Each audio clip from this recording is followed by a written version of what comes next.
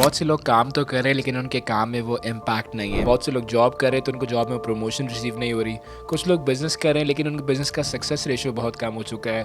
कुछ लोगों ने ग्रेजुएशन कंप्लीट की लेकिन उन्हें वो डिज़ायर्ड जॉब नहीं मिल रही। इस सवाल का जवाब जानने के लिए मैं समझता हूँ आपको इस किताब पर्पल काउ को गो थ्रू करना चाहिए। सेथ गॉर्डन अपनी किताब पर्पल काउ में कह रहा है अगर कहीं वाइट, ब्लैक या ब्राउन काउ खड़ी हो कोई मुड़ मुड़ कर नहीं देखता, लेकिन अगर कहीं पर्पल काउ खड़ी हो तो लोग मुड़ मुड़ कर देखते भी हैं और उसे अवेल भी करते हैं, उससे बात भी करते हैं, उससे कनेक्ट भी करते हैं। पर्पल काउ बनने के बुनियादी 4 स्टेप्स है जो कि सेथ गॉर्डन समझाना चाह रहे हैं। First step specialisation. आप कोई भी काम करें आप पहले ये मेक श्योर करें कि आप उस काम को स्पेशलाइज करें। मार्केट को क्वालिटी की नहीं बल्कि एक्सेलेंस की तलाश है और एक्सेलेंस बहुत रेयर होती है बिकॉज एक्सेलेंस हर किसी के बस की बात नहीं है। किसी भी काम को स्पेशलाइज करना आसान नहीं होता, लेकिन अगर आपके विजन में पर्पल काउ है, अगर आपकी स्ट्रैटेजी में पर्पल काउ है तो आपको बात समझनी पड़ेगी कि आपको उस काम को स्पेशलाइज करना पड़ेगा।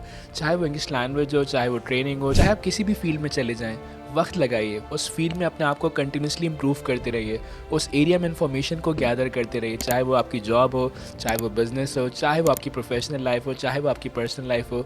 अगर आप ज़िंदगी में ग्रो करना चाहते हैं आपको उस काम को स्पेशलाइज करना पड़ेगा। Second step differentiation. अपने आप से एक सवाल ज़रूर करा करें किसी भी काम को करते वक्त कि आपके उस काम में स्ट्रैटेजी क्या है जो दूसरों की नहीं है। यानी अगर आप पर्पल काउ बनना चाहते हैं, differentiation is a must thing.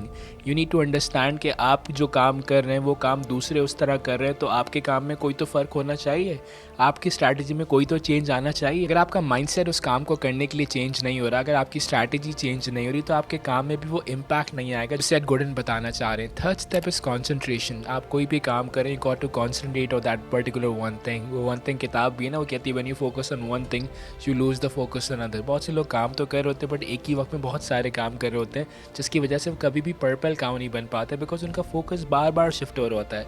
अगर आपका फोकस बार बार शिफ्ट होकर अगर आपकी एनर्जी बार बार मुख्तलिफ चीज़ों पर जाएगी तो डेफिनेटली आप कभी भी उस पर्टिकुलर एरिया में ग्रो नहीं कर सकेंगे। And the last step is segmentation. You need to understand कि आप किस सेगमेंट के लिए काम करें, आप किस सेगमेंट को टारगेट करना चाह रहे हैं। चाहे आप एक कंटेंट क्रिएटर हो, चाहे आप एक व्लॉगर हो, चाहे आप एक प्रोफेशनल ट्रेनर हो, चाहे आप एक बिजनेस कोच हो, यू नीड टू अंडरस्टैंड कि आपका सेगमेंट क्या है, आप किस सेगमेंट के लिए कंटेंट बना रहे हैं, आप किस सेगमेंट के लिए काम कर रहे हैं, आप किस सेगमेंट के लिए डिग्री हासिल कर रहे हैं। सो पर्पल काउ बनने के 4 स्टेप्स हैं, मैं रिपीट करूँगा। फर्स्ट स्टेप स्पेशलाइजेशन, कि आप कामों को स्पेशलाइज करें, किसी स्किल को स्पेशलाइज करें, अपनी पर्सनालिटी के अंदर अपने आप को समझने के लिए डेप्थ लेकर आइए, स्पेशलाइज कीजिए।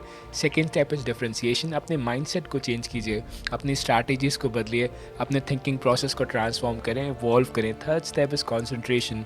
अंडरस्टैंड कि all learning is dependent on concentration. आप ज़िंदगी में कुछ सीखना चाहते हैं, कहीं ग्रो करना चाहते हैं, कॉन्सेंट्रेशन इज़ अ मस्ट और एक वक्त में एक ही जगह कॉन्सेंट्रेट किया जा सकता है। And the last step is segmentation. आप सेगमेंट करें कि आप किस एरिया को टारगेट कर रहे हैं।